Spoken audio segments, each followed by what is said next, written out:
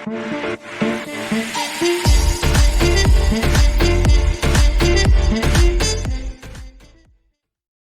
evening, welcome.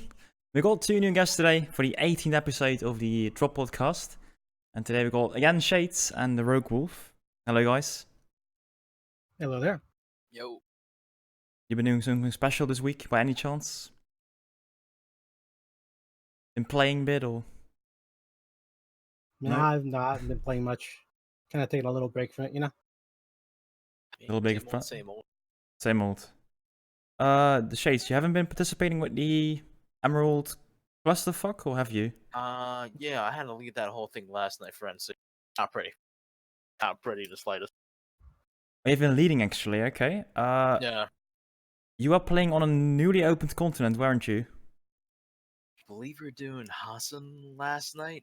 Start off. Yeah, it was pretty rough.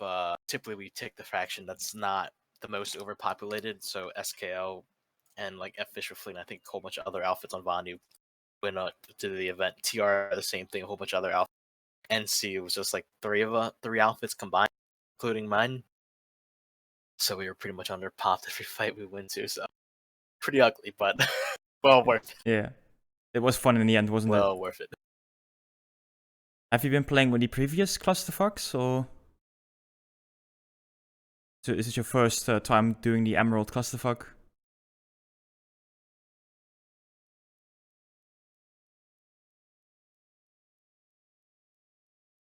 Hello, Shades? Wait, Fiber, your thing says currently unavailable for your mic, so. Oh, wait a minute. Yeah, I saw. Is this your first Clusterfuck you've participated in? Nah, this is the third one. We've been to every single one since the start.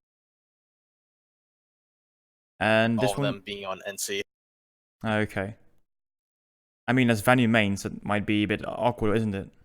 A little awkward, but considering that all the like active outfits that typically do the clusterfuck are on like red and purple, it's only right for us to do blue in the first place just to balance things out. Yeah, and is the competitive level a bit high, or is it just the biggest Zerg wins? If you define me literally requesting 4 maxes at every base to cover as many doorways as possible, and then maybe a little more. No, not competitive at all. No, okay. More of just trying to do your best with the amount of cheese possible to hold off the Zerg. It was pretty intense. Not gonna lie, we had a couple of extreme fights from especially the Vaughn the other night. I think one of the base selections were Fort Liberty, and all 3 factions had to get there. We dropped there first. By the time the Vanu arrived, there was 3-1 pops, a bajillion maxes, and I'm just watching my small platoon just get completely from one end. They just completely swarmed us. Not easy. Depends on the map. A couple close calls though. A couple of outrageous wipes. Would you say to your fellow Emerald players that they should join in the next edition of the Clusterfuck, or? Yeah, I would. They could play NC. That'd be great. Yes. More people playing NC to balance things out would be nice. There's plenty of outfits on Vanu already. There's plenty of outfits on TR.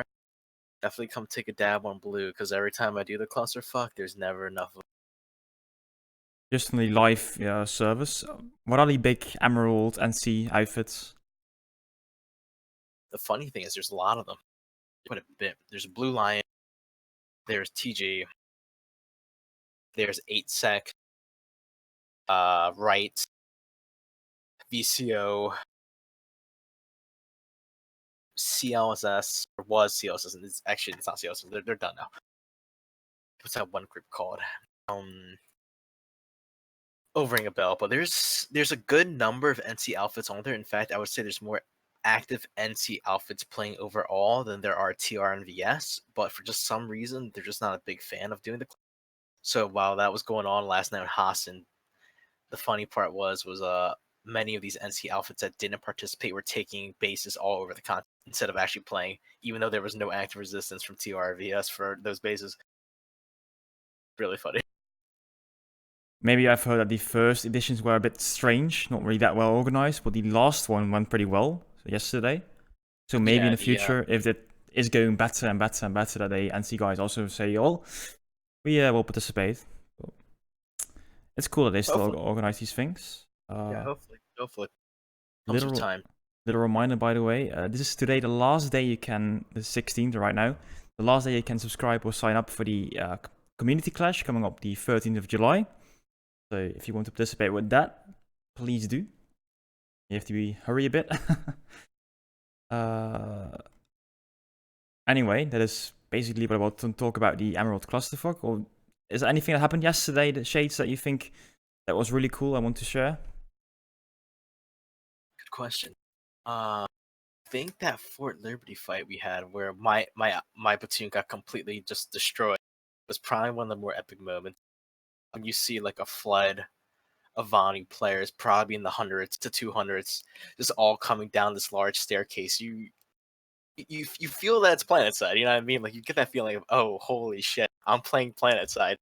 It was like one of the few times where like you kind of, even though you know you're getting completely destroyed, you kind of get a little giddy because you're like, I'm not gonna get this experience in any other game. Just the monstrosity of what a Zerg's supposed to look like in dealing with it is probably can be found nowhere else. That's Otherwise, maybe like a second moment would be when we pushed into the Vanu at Nason's Defiance on the first time they selected that base. Was pretty cool. We had, I think, Walmart from VCO like send an orbital strike down the Vanu's deploy, blew them all up inside the building, including the Maxes. And like my outfit finally got there, like on top of the rooftop on B point. And we're like, okay, guys, this is gonna be suicidal, but I think the orbital strike just worked. We should go down there and see if we can push. Mag Launcher, the guy who was like streaming the whole event, was like, I hope these NC players push. I don't know why they're not. Next thing you know, we all go down there. Why he's saying that? Blast up all the Vanu outside. It's fantastic. Good feeling. Well, the whole event was streamed, so we can actually watch back the VODs. Yep. The whole thing. I think it's twitch.tv/Emerald Fight Night. I have to find the link somewhere, but it should be the whole thing. He's got the whole like hour and 30 minutes of the event. That's cool. I need to watch that back. I will look for that, the link. Anyway, thanks for sharing your experience. That's cool. We got some other topic for tonight. That is the Wasp, whatever. The Caution ant flying vehicle. I can't really explain it because it was still work in progress. They are scrapping it probably for another vehicle in game. Have you guys heard about the Wasp, whatever? Yeah, I had. That's kind of a shame, really, because it looked like it might be like a different type of tactic to use. That apparently was supposed to be able to carry maxes. Carry maxes. The only other vehicle that can carry maxes right now, the Skywheel, the Galaxy, right? Galaxy. Yep. Yeah. Sir. I mean, change the pace of things. Wondering why they scrapped it. I don't know. I think it would have been a little bit helpful to add a little bit more flavor to the game. A couple of different, transportation vehicles. Because sometimes you get sick of that Valkyrie, and sometimes you really do get sick of that Galaxy. Maybe something new. I think it would have been nice. The one downside I could see to it is it would basically detract from the ant's role as a coordinating gatherer. Nobody would want to pull an ant for that if they could have a flying vehicle that could do it instead. That's true. I thought there's a one point in time they said you would have to earn it though, right? Like you have to win like some sort of alert to actually unlock the vehicle in the first place. I thought only the faction that actually won the alert from the right now the ant Caution gather alert. I don't know what the name is. I think Rocket and Fuel alert. That's the one you need to win to get access to the Wasp. So maybe that would give some more incentive to also play those alerts. But you can't get it too overpowered as well. Does the regular Valkyrie have like a nose gun? It does. Yeah, it does. Okay. Various equipments to it. And some of them are actually pretty powerful. I'm also thinking right now the NSO still don't have any ESFs. Maybe Wasp was the only the NSO ESF, but it might be a bit overpowered as well. I mean, VLG missile launcher to me is already pretty fucking overpowered. So yeah. If you had another one, I probably won't be phased at this point. That's probably also why REL is cancelling the whole idea of the Wasp. So they are thinking about something else though. They want something else like another vehicle. Are there any kind of vehicles you want to see in the game, you guys?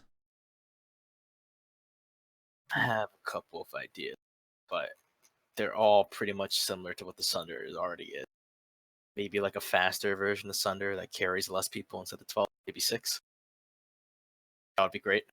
Two of But those. it would still be like a mobile spawn point.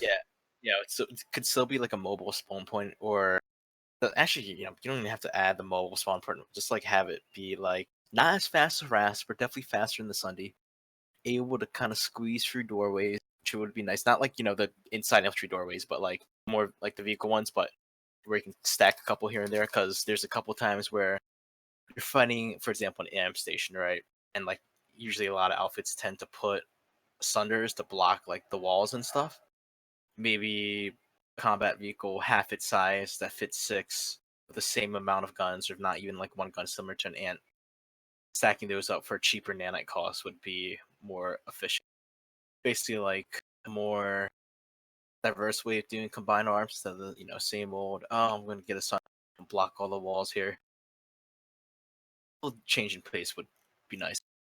If I wanted the vehicle, it would be like a faster version of the Sunday with 6 instead of 12 for transportation to make it fair. Yeah. To be honest though, I don't often am in a completely filled Sunday. I don't think a lot of people do that anyway. I see somebody. Did I actually mention the Thrasher? Anyone experienced with the Thrasher? I think that's a Planetside 1 vehicle. Before my time, I think I'll steal my diapers. I never played Planetside 1. I can look it up though. No. If you could explain a little bit more, the Derringer, about the Thrasher, please do. Do you have any other vehicle IDs, the DroPodcast? I'm thinking something like you would have seen like the combat helicopters that were popular in Vietnam. You'd get like a pilot and 2 door gunners, something like that. Like nothing super powerful, but something you just use like a gunship, basically. Fast and fragile. Think of it kind of like an airborne harasser almost, but not an ESF. Okay, like an harasser variant. Okay, I see. Interesting though. That's something they do like, you got the Liberator a bit that can do maybe like the same role, but I don't really have like IDs myself, so I think you really had some good ideas yourself. So the Derringer says that it was a Planetside 1 VS only variant of the harasser that could float like the Mag Rider. And I'm looking at pictures of it right now, and it's looking a lot like that that Empire Pacific Flash concept art that was going around for a while. Those look kind of interesting.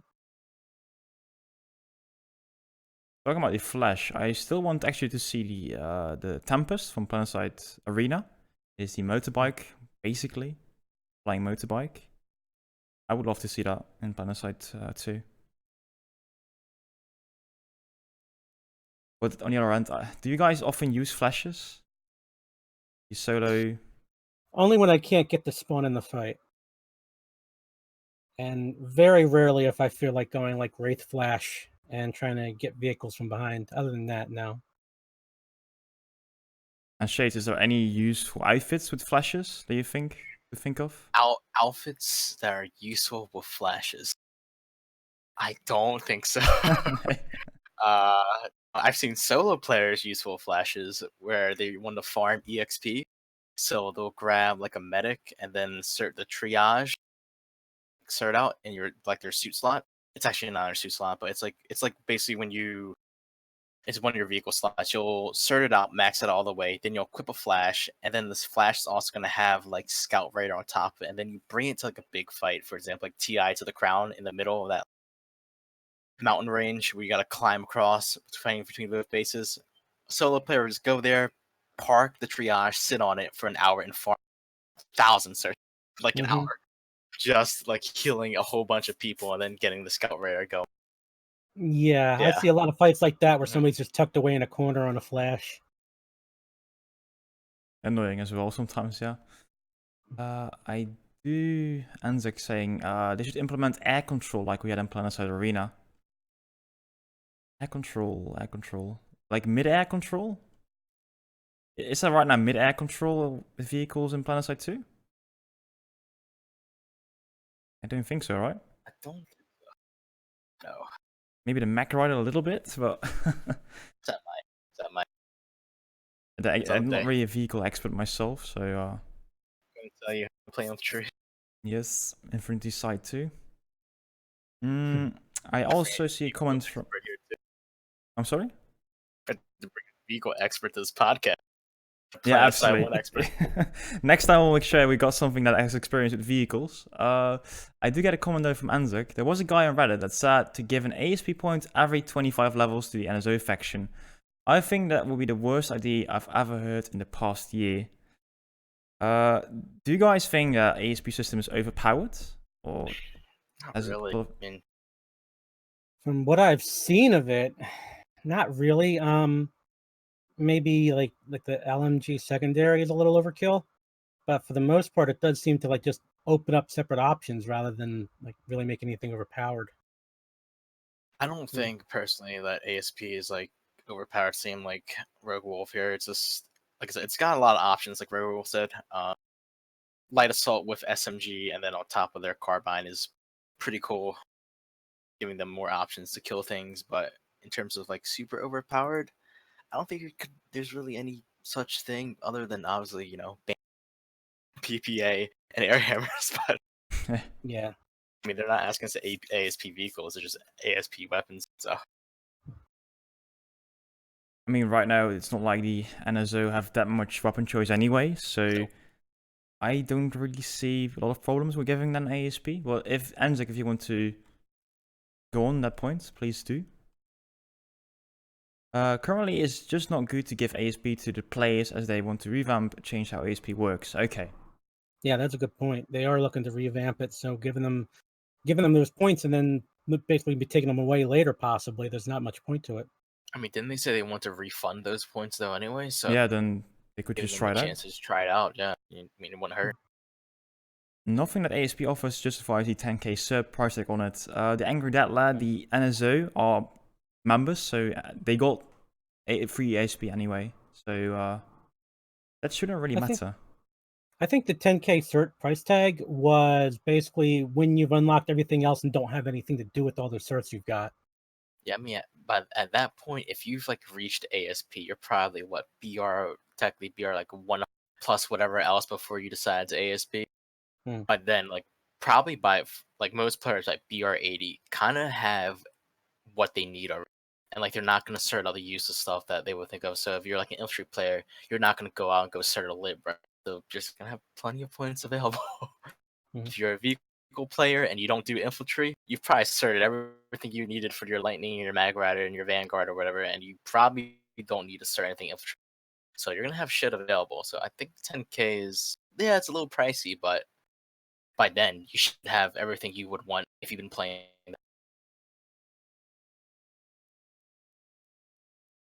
Still, there are enough things to buy in the game, and especially if you want to grind some implants. I mean, there are so many movies of just little clips online on YouTube from people that want to buy different implant packs, and that they get like nothing special. Yeah, the question is, do you want to invest into ASP or do you want to invest into those implants? What is stronger? Depends, right? If you're like really looking to like make your character super strong, or super not super strong, but depending on like what you want to do. If you wanted to be a really good infantry, and you said you want to be also at the same time like an excellent combat medic, and you want carapace and combat, then yeah, you're gonna have to go gamble on the boxes if you want to be like a super OP medic using carapace. Yeah, it also goes the other way around though, right? That's the other thing. So it's kind of like two routes to the same destination, except that the implants you're depending a lot on RNG, and the app system you get to pick and choose. it's a little different though, right? Because like if you're using the app system to like say for the same example using combat medic, and you want to now think you're allowed to use like a battle rifle on top of you have for your secondary weapon, right? Not as great having an additional battle rifle. Sure, now you have your medium range weapon of assault rifle plus now battle rifle for long range. But if you still want to be a good combat medic, then you're still going to need combat surgeon and carapace if you want to go all in with the class. So it's not more of is one better than the other. It's just about choice selection per se. So having Carapace and Combat Surgeon over an ASP BR100 for 10,000 certs is probably more useful. But then again, you're gambling for that 10k to hope you get Carapace plus Combat Surgeon, and the chance of you getting both is really hard. So you might as well get the ISO for Combat Surgeon, but you still have to gamble for Carapace. Mm-hmm. Alpha also mentions ASP is inferior to implants when it comes to only infantry gameplay. If you go into vehicles and want to get better, aka require you to sometimes chain pull, then ASP is the way to go. However, that path is set straight with getting all the discounts and nothing else. And he's right. No, he hit right on the mark. That's correct. Depends on your playstyle. Combat medic, gonna need the implants. Want to be a vehicle player? Definitely go ASP and get the vehicle discount. There's not that many super implants you can use for vehicles that are like OP. They're useful, but they're not fantastic. The ASP system does nothing with construction, does it? No. I'm just looking at that. That's what I'm aware of. No, I can't remember. I gotta check again if I can answer that question. No, I get it. Maybe like they could implement something like cheaper caution costs for certain things. So. Yeah, let's make sure they don't have cheaper, quicker loading times for orbital. Oh, that would be great. They get a lot of memberships, that's for sure. Oh yeah, definitely. I'm sure they would. Having the ability to nuke everybody. Yeah. Maybe like an implant to the flail gun. It has like you can't use a flail gun within like a base. Mm-hmm. I would actually see an implant for that. That you could use a flail inside a base, like an orbital strike. But okay. It's not indoors. I'm okay with it. Yeah, no, not indoors. That would be that would be crazy. I'm terrified.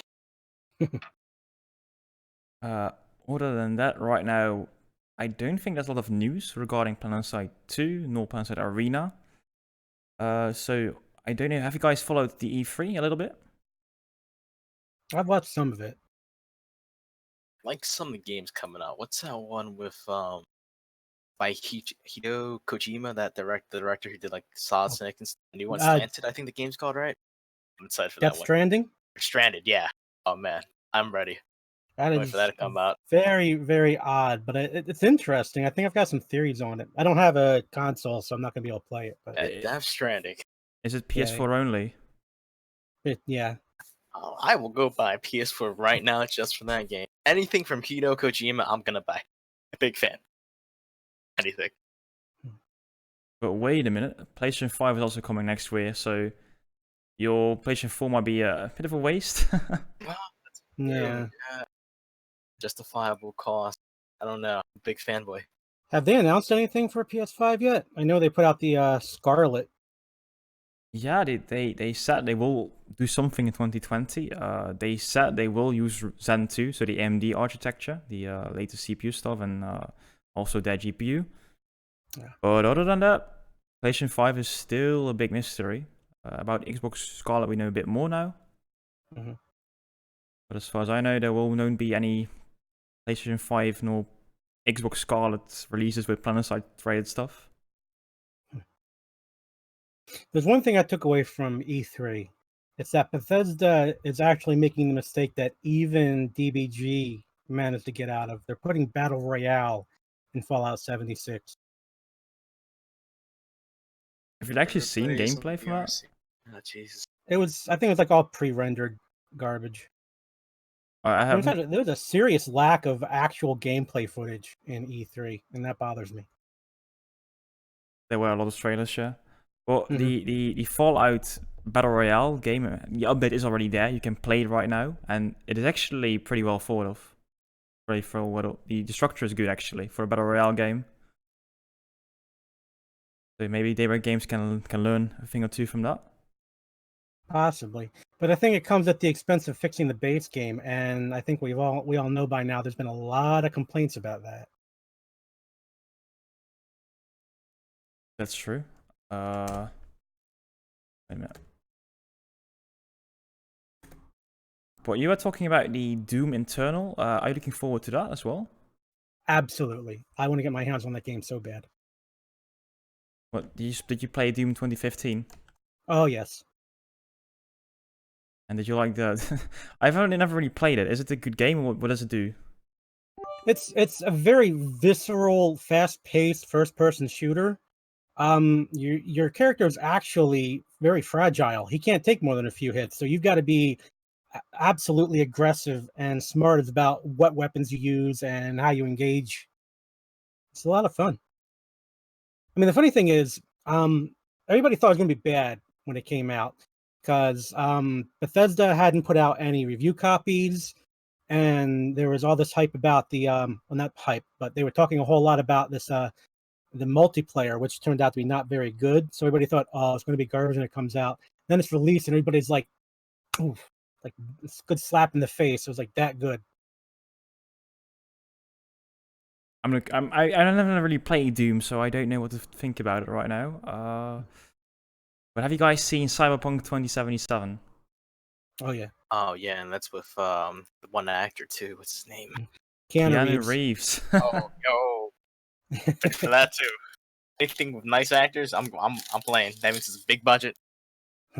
Got everything you need. It's my understanding that Keanu Reeves will actually take a very low paycheck if he's really interested in your project, and he seems to really love this. So I'm buy it. Love his movies. Mhm. Plays video game too. Mm-hmm. I mean, I would love it to have my own hat in a game I could play myself. But I understand. But are you guys into single player games? I am mostly. Planetside 2 is actually the only PvP game I play right now, and it's the only one I've played for this length of time. I generally tend more towards either co-op or single player. I don't do much single player games. I'm more of a multiplayer guy, so Planetside is just like one of the many currently dabbing on. Yeah, I have played Mass Effect. Have you guys played that game in the past? In my younger years, yeah. Yeah, Good I game. played about halfway through the first one. 3 or all 4. I think it was 3, right? 1, 2, 3. Was there 4? Yeah, There there was is Andromeda. Andromeda. Yep. I haven't finished Andromeda myself. It was really a pain to get through, so couldn't finish that one. No, but I'm myself not really a fan of single player games as well. I'm right now. The main problems with single player shooter games is that the enemies are always way too easy, or if it's not the case, they are way too hard. Or I should play. Yeah. Balancing can be a bit of a problem. I don't know. It's hard for games to get that right too. There's like very few games out there I feel like have done it like really well. Most of the Metal Gear games did it pretty fairly well. Total War, for example, is a terrible franchise for a single player. Total War. Campaign, Total War, like the strategy game. Oh yeah. Yeah, can't do single player there. So I think it depends on the genre, and then obviously like the studio that's making it. I think the first couple of Thief games had some pretty interesting AI. They were good at noticing things. I think the second one, they'd actually notice if you'd stolen something large, and they start hunting around for you. It's a bit like a sneaky game, isn't it? A bit like Assassin's Creed. Yeah, I've played that one as well, I think. Yeah. It's kind of funny that I actually had to restart the first Thief game 3 times before I kind of cottoned on to how the whole stealth thing works, and I've never looked back since. I love stealth games now. Do you also play a lot of Infiltrator for that reason, or? No, it's a little different. That doesn't work quite the same way. You're not walking into a place and nobody's ever going to see you as an infiltrator. No, that's true. Especially not since the latest update. Mhm. You're pretty visible for people, so. Yeah, but it does like give me a nice grounding on how to approach stealth, like lighting and sound. Because those were big things in the Thief games, where you really had to be careful how much light was around you and what you were walking on. If you were like tromping around on a metal floor, everybody in the freaking building was going to know where you were, and that led to bad times.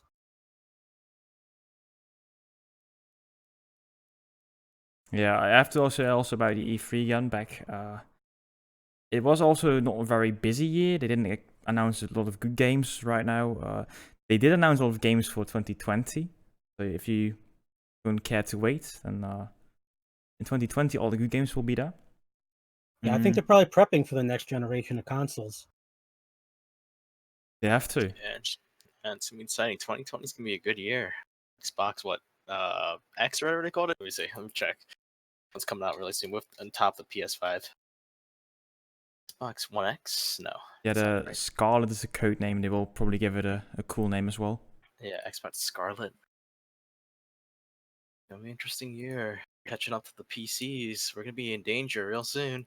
Yeah, They don't look terribly powerful compared to like most mainstream TV PCs, rather, but they do look like they're trying to catch up. what they also showed a lot during the E3 are the game streaming services. You might have heard about Google Stadia, or there are a lot of different game streaming services coming soon. Would you guys give up your personal PC if you could pay like a monthly fee for that? Depends on the fee, right? Never in a million years for me. Internet has proven to be too problematic, too sporadic. Even the best connections go down once in a while. And on the news a couple of days ago, they were talking about a really large outage on the PlayStation Plus network. So even if it's not on your end, it could be on theirs, and then you can't play your games. That's true. Yeah, there's a lot of fact. They would have to like do a lot of things to convince me and have a lot of redundancies. Kind of if you're running an IT service and your job is to provide internet for everybody. If you don't have multiple redundancies, I'm probably not buying it. So if something goes down, there better be something else to cover that up. And I don't think the price tag they're currently asking for, because I know there's a couple companies out there that are saying, oh, well, if you pay a fee of like $15.99 a month, it seems inexpensive, but that adds up over a year. Mm-hmm. And then there's other ones who are saying, well, my connection is better than yours. I'll make you pay a premium price of like $30 a month. I mean, still seems a little inexpensive, but in that 2 months' time out of 12, I could buy me a nice new game for $60 on a console. I'll pay for itself, right? I don't know. I'm not really too sold on it, and the connections do seem spotty still, even with like all the new technology coming up. Unless they can like guarantee you that like the MS ratio that's coming out from your PC to the servers that it's connected to is similar to what you would get with your own PC. It's decent of quality. I still probably wouldn't invest in any of those services at all until they really get it down packed to make it feel like the real thing. Google is also bringing a free version of their Stadia, Google Stadia Base, I think it's called. That will release also in 2020, and that will make sure you can game on full HD, so 1080p, and I think with at least 30 FPS. But the only thing is you need to still pay for the games you will play on Google Stadia. Is that something you would try out if it's free? I'd give it a look. I mean, give it a shot. I don't know. I think both me and RogueWolf are pretty biased towards the whole. I think so as well. It's also for the chat, of course. If you think, well, this is real bullshit, this whole Stadia streaming thing. No. But I've got some. Yeah, go ahead. Sorry. One of the things I want to point out, and this was in a Penny Arcade comic recently, Google has abandoned a lot of its previous projects. It has a history of just deciding, okay, we don't want to do this anymore. It's closing down. What if they do that with Stadia? I don't think they will do that, actually, because they are not the only one in the market. NVIDIA is doing the same thing with their own streaming service. I think Facebook is thinking about it. I think actually it's something in the future that's coming. And I mean, it is not only about PC gaming as well. It is also what the consoles are going to do in the future. Maybe for us it's easy because we probably spent a lot of money on our pretty beefy rigs, but I had actually to save up for my PC for a pretty long time. But what if I could just pay every month a part of my salary to get a decent PC? Because they say it will be able to do 4K gaming at 60 FPS in the end. Well, that's pretty beefy to me. Mm-hmm. Yeah, they could do that. That'd be pretty. That would be something. If they can actually like get it to work in the next 2 or 3 years, and they have the technology so it can sustain it, yeah, I would probably change my mind. But right now, it's so brand new, we gotta kind of wait and see. So. If there's a company that can do it, it would be Google. They've got the infrastructure for it. Mm-hmm. But Chilijar also mentions an interesting thing. Microsoft and Sony are going to work together on their own streaming service. So the big competitors are going to work together to also deliver something special for game streaming in the future. I think it's really... That was kind of interesting to me because Sony has historically not played well with others. No. We still see that every day with or game Planetside 2. Even on the PlayStation 4, it's still trash actually. So yeah, I mean there was that whole kerfluffle about like sharing services. Like everybody wanted to. What game was it that wanted to cross play? Maybe it was Minecraft or another one of the really big popular ones. And every other company was like, "Sure, we'll allow crossplay. We'll allow everybody to play together." And Sony was like, "I don't think so. We don't want our customers to be exposed to that riffraff over there." Yeah, the cross-platform gaming is. I'm still glad we don't have that for Planetside. Yeah, it couldn't work for Planetside, but there are some genres it can work in. Yeah, for example, Rocket League. You know, even PC gamers over there use a controller, preferably. So that doesn't really matter then anyway. That depends on the game. I couldn't imagine having console players play like our version of Planetside on PC. No. Yeah. Pretty rough. Everybody to them will look like they're aimbotting. Yeah. I mean, I've actually watched a couple of Planetside 2 streams being played on PS4, and I was like, "Oh God, why can't you get your aim on him? Where's your cursor going?" Pretty rough. Yes. I've seen Ryan playing with a controller once. Actually, if you've played Halo in the past on your Xbox, for example, then it might be you might be able to pull off some nice kills, but in the end, PC gamers will win. Yeah. Anzik mentions, "I wish we had that for Planetside 20 KD." Oh, that would be rough. No seal clubbing. No seal clubbing. No. Come on. But actually, that's were my topics for today. It was a pretty silent week. No death letters and nothing. If there are any questions from the audience, please share them with us. I actually want to ask Shade something. I mean, you said you're typically Vanu. What BR are you on NC? I deleted a lot of my NC characters, so the current one's on BR35 maybe. I had a couple. I have a couple over. I deleted like a BR100 a couple months ago. So actually, you do have a lot of experience playing NC. Then it wasn't like a brand new experience for you. Oh no. I've been on NC for a while. TR is actually my most. Anu just happens to be the home now. For now. Still things change. Hop around to the lowest pop faction if Anu happens to have a lot of overpop the next couple weeks, the next couple months, and I'm just gonna move my entire alpha to another faction. It's nice you can just take your whole group of friends right if it just go to another faction, and that is just possible in a game like this. Yep. I'm glad we got 4 character slots these days. If one day they make the robots like a permanent on lower pop faction thing, I'll just make my entire alpha play color of the week. I'm also thinking about, some people say, yeah, like if they make it cross server, the NSO or whatever, I don't think it will take that long before we will merge, for example, Emerald and Connery and oh dear God, I'm terrified. and Miller and Cobalt. I don't think the server would be. I don't think our Emerald server would be ready for a Connery Emerald. Connery they're just gonna blow us out the water. Not gonna be pretty either. I think so far we've seen the effect of DirectX 11. Right now, the population of Planetside is okay. It's grown a little, but it's not really growing anymore. It's pretty stable right now again. It's even, I think, going down a little again. But I don't think that the X11 was the golden grail. So in the end, the server merges will be a thing. I think it's. There's only so much you could do. Yeah. Yeah, we'll see. I mean, right now the population is still growing, so we'll have to wait and see. But I'm not looking forward to the day we have to merge servers. It's gonna be one, a lot of like heartache for the outfits that are currently playing on their servers, and then 2, the fights are gonna be really, really, really probably not for the better. Like like a lot of servers, like I know Emerald Connery better than I do Cobalt and Miller because I'm not over there very often, but Connery plays a certain way with all their outfits and their factions, and Emerald plays a certain.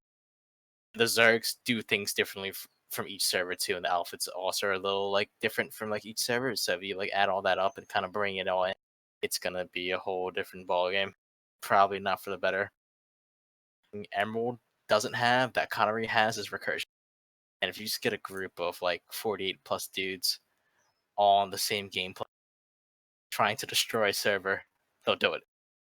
Or if you get like the Connery outfits over there right now who know how to Zerg like really, really hard and do Zerg balls around each other, where the Emerald Zergs kind of don't do that very often. They usually fight each other. They'll just stay on. Having like a force just come by like that and just smash us all in, and that'll be fun. It'll be a good time. I think that will be, if it happens, it will be a month of chaos. It can't be otherwise.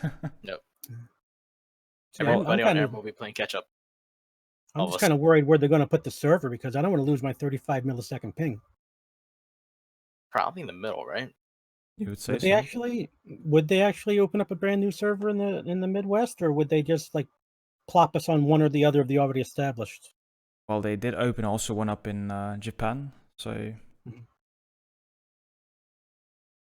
I have no clue. I don't know if they rent the servers or if they are their property. So more than likely their property. I've got the feeling, at least for Cobalt and Miller, that if we would merge, it wouldn't be the end of the world. Maybe Anzik has another opinion on that. You guys would know better than me. I'm American whore. I would know nothing about the EU side. No, but on Connery, you also got some Asian players as well, right? You got the Australian players. Yeah, a lot of Briggs players moved over to Connery. Yeah, so maybe it isn't even possible to go to like. It needs to be West Coast if you want to have those Australian players as well. It's hard. It's always hard. Something like that. Well, it's more important to have like a filled continent than an empty continent and two servers in the end. Well, I mean, if you merge them both, you'll probably have two full continents for sure, and maybe a third would open. But I mean, right now, Emerald has enough players to sustain a full continent, and then some on like the off. The fights were pretty stable too, so. Yeah, that's as long as it stays like that, it's fine. But yeah, the question is, how long will that be like that? Yeah, we'll find out. I mean, the game's going the right direction right now, so as long as they keep it going that way. Yeah, okay, but I'm thinking all about the summer right now. Like, Planetside Arena is going to launch. What then? But we have to see. It's really hard to right now make a prognosis for that. Yeah, I like the difference between the two games that are like kind of extreme, right? Like a lot of the 2 KD heavies and all, like the players who know how to shoot will probably more tend to go to the arena thing just because it's the same mechanics, right? Not the same game, but the same mechanics. They won't have to deal with a whole bunch of cheese from the sky, so Banshee's not gonna come by and get them. They'll love that. They'll probably go, but that's like such a small subset of the population of the actual players. Like more times than not, like 90% of this player base are in the Zerg fits or mid fits, and they enjoy the territory control of what Planetside 2 has to offer and the combined arms experience that you just want to get in Planetside Arena. So if we lose our good players, that's probably a good thing for the the starter players right now. So I don't know. I can't really see Planetside Arena personally like really take a large chunk of the Planetside 2 player base outside of like 4 or 5 weeks, right? Like sure everybody should go check it out for the first month, but after that, like when you realize, oh, this is just a battle royale and all I'm really doing is shooting and I'm not really gaining any tactical territory. Okay, different stuff, right? Until they decide to make Planetside Arena have those like 240 v 240 modes, I don't think be seeing a dip off of Planetside 2 in the long run. Yeah, I mean the big draw of Planetside 2 is those big battles with combined arms, everything going on everywhere. Nothing I've seen about Arena really suggests that it's going to pull off a lot of that kind of player. It's just going to be a different type of experience. I think it will be more like lobby based, unlike Planetside 2. This is more the MMO feel you have, but they will do some combined arms. I've seen some new code they written with Liberators, with Valkyries. So I don't know. I have not seen Galaxy so far. So I don't think it will offer the big Zerg plays we have right now in Planetside 2. We'll see Yeah, though. if nothing else, I don't see it approaching like the mass of players. It's going to be a scaled down experience, which some people might like. I mean, they might see the value in that, and possibly I could see myself shifting over if I just want to get something a little more small scale. But I don't see it like really permanently pulling away a whole lot of regular Planetside 2 players. Yep, same. If it's going to be free to play at launch, it might. Planetside 2 might be a ghost town for like a day or two, but I also think Probably. both games will have like a completely different look and feel to it. Will be fun to link Planetside 2 and Planetside Arena. Let players jump back and forward with the NSO bots. Interesting. They probably will make some like cross game merchandise or marketing like that. Other than that,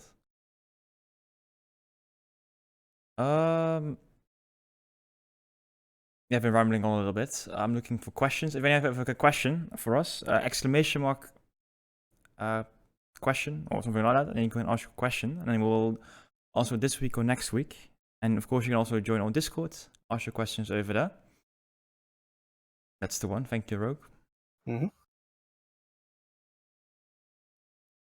Other than that, have you guys plans for the coming week? Not much for me. No, same old, same old. Doesn't work like that, Anzik. Yeah, I will do some videos next week, but you'll see. Other than that, guys, I think that's it for this week, son. Thank you for being here today. Thank you, Rogue, and thank you, Shades. And No problem. Until next week. I will check you guys around. Have a good one. See you next week. Good one. Take it easy.